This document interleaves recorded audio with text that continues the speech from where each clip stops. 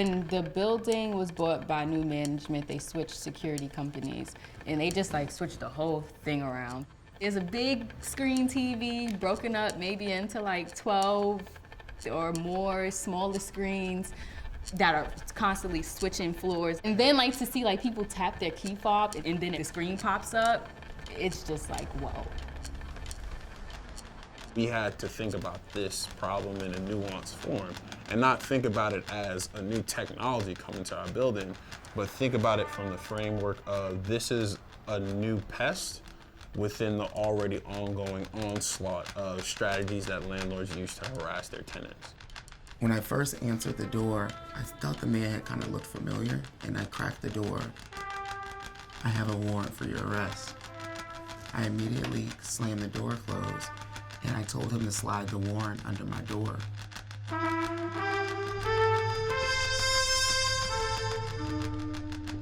We received this really thick manila packet, probably had like 30-something pages in it. And it had a one-pager about the type of technology that they would be using, which was Stone Lock's facial recognition heat mapping system, which they tried to sell as being like a better alternative to other facial recognition systems. But to get into the building, I would need to scan my face.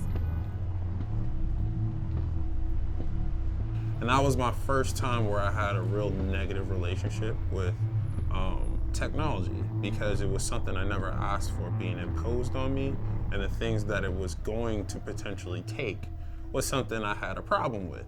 And I got worried for folks like my great-grandmother, who doesn't know anything past your regular like rotary phone.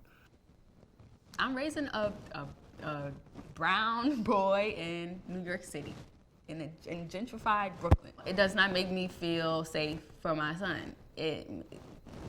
It does not make me feel good at all. I don't want his biometric data in some system from when he was 4 years old.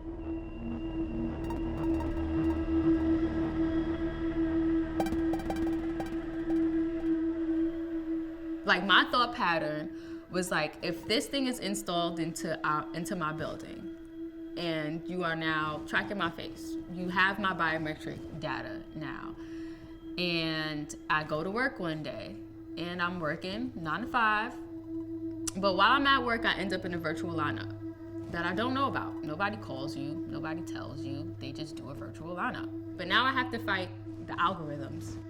I have to prove that the algorithm is wrong. I have to tell some data scientist that, yep, that algorithm is wrong, like, that's not my face, that's not my biometrics. I was looking out of my bedroom windows, and there was officers in my patio area, and one on my fire escape. One was holding his holster like this, and the other had a long gun, and they were pointing it directly at me. And that escalated it quite a bit. Yeah.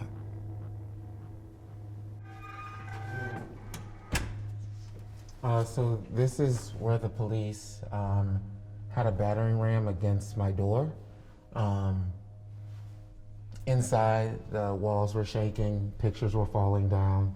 I could hear them counting loudly, saying 1, 2, 3, boom. There's evidence that they use facial recognition software to track me, and a lot of the details are pointing towards that. I know that they utilize my social media. They took pictures from my Instagram to make wanted posters and to post on their public Twitter. All you're seeing is a nuanced tool on an age-old problem. Surveillance has always been a thing, particularly within Black and brown communities. I don't think law enforcement has a history of de-escalating when it comes to Black bodies and Black men especially. The algorithms aren't built to recognize us. Faces like ours are not put into the data sets. So they automatically have bias against us because they don't know us, so they see us as a threat. The right thing to do sometimes is never easy, and you just gotta accept that.